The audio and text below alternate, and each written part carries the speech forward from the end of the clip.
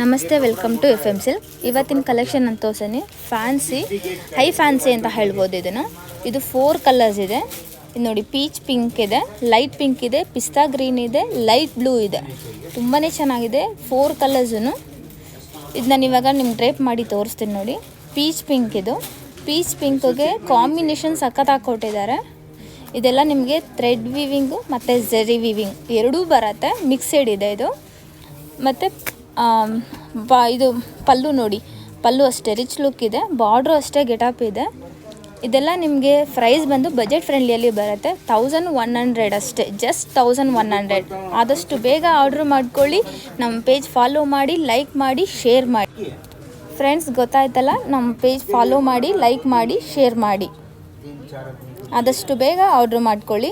Screen ಮೇಲೆ ನಮ್ಮ number ಇರುತ್ತೆ.